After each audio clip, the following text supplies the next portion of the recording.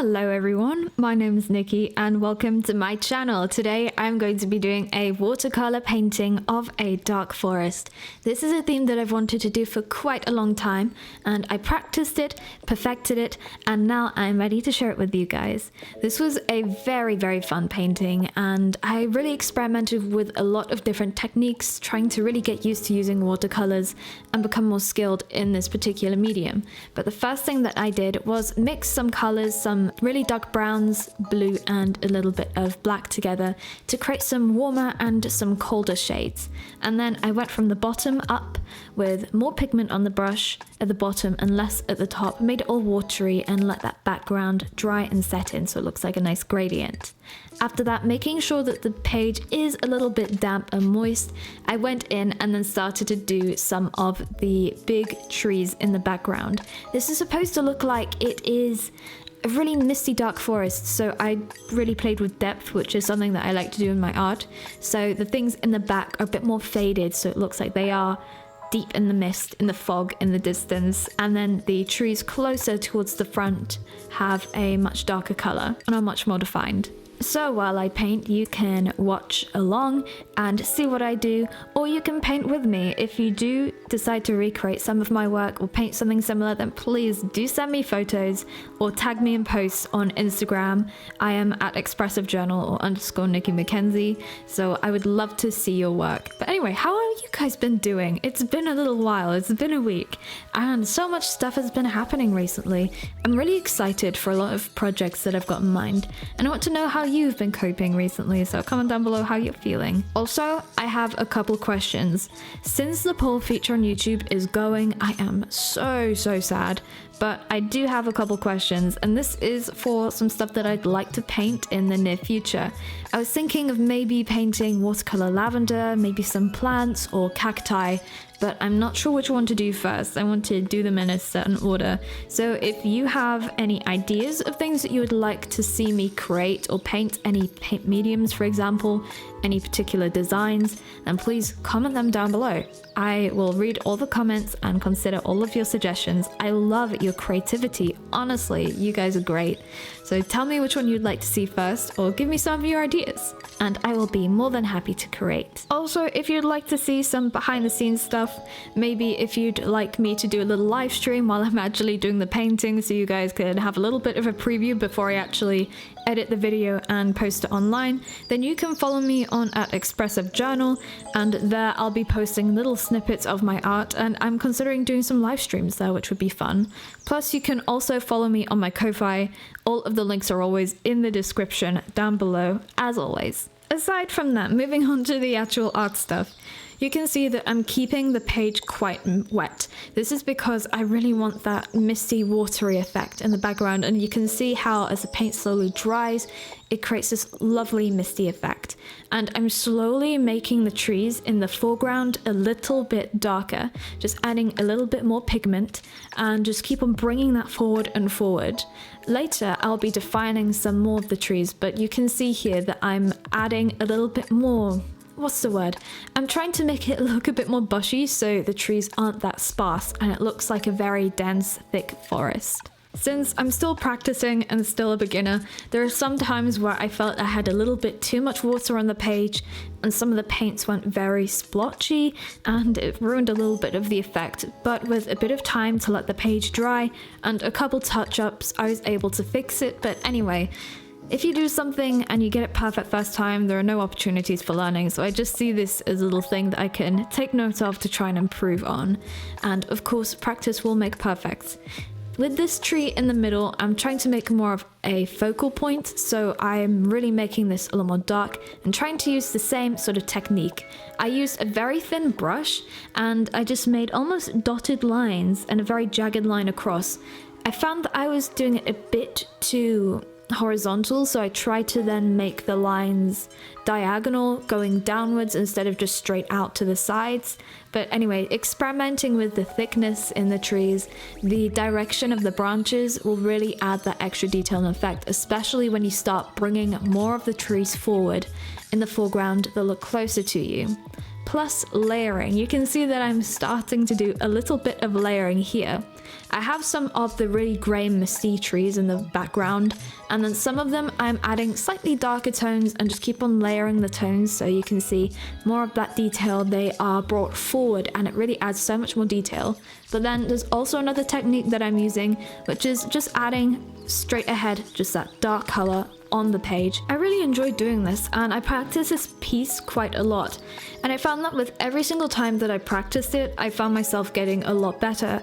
And it really just shows that it takes time to be able to really master something, and practice does make a lot of difference, and you need to be persistent and you need to persevere, because sometimes you can get yourself down if you don't get something right at first. But then again, attempting it over and over again really helped me be able to develop my style and develop more skill in this medium. Anyway, as I'm layering, I'm trying to be a little less messy.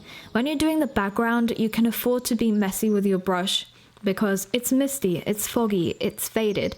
But then as it's brought forward, you need to be more precise because these are the branches that you can see very, very directly. And then as you add more layers and as you add more deeper pigmented colors that are less watery, then it will really be brought forward and is very visible to the eye.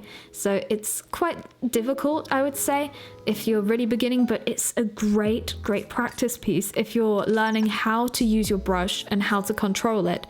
I think when I first started watercolors, one of the things I struggled with the most was being able to control the brush properly. And I think this was a really good example of learning brush control. Also drawing painting random flowers, learning to do the petals, the leaves, just something very delicate and pretty. That really helped me with brush control, but also this, I think, again with practice, you're learning different techniques. I'd really love to know what your experiences with watercolors have been like, what you did to practice and learn different techniques, or what are your favorite things to do when you paint with watercolors. Maybe you don't even use them and you use some other mediums, or you're thinking about getting into them. If you have any questions for me as a beginner, then please go ahead and ask, but also I would love to be able to learn from you. Create a nice little space for a good positive discussion where we can share our thoughts, ideas, and experiences. I think we can all help each other. I decided to go back to some of the trees that were in the background, and I used a very faint grey color and tried to add a little bit more definition. Even though these trees are very faded and they're in the mist in the background, I think that having that extra detail still really does make a difference. So I made sure that I use a less pigmented color, something that was similar to the original and not as dark as the stuff that is really in the foreground. And that added an extra element of detail, and I think that layering will also make a good difference. Sometimes you just need to keep on working at things and keep on adding and adding, and when something looks finished, if you keep on adding to it for a little bit more and working with it, then eventually you will see the whole page transform, and these little details and little things really do make a huge difference in the finished product. With this, I was quite hesitant to use a straight black paint because I didn't want it to be that harsh, so I started adding a little bit more pigment, some more blues to the colors, and trying to make the color a bit more faded. But then as I approached the end and I was starting to finish, I then used very, very dark colors, and I think just using a little bit of them here and there, trying to add just that extra little piece on the branch, all of those things, it really does bring everything forward. And you can see with the vast array of shades, it is so good and works really nicely. Here, I feel like I could have used a smaller brush at times, but then again, that's just a little thing that I'm saying after looking at the piece and watching myself doing it again.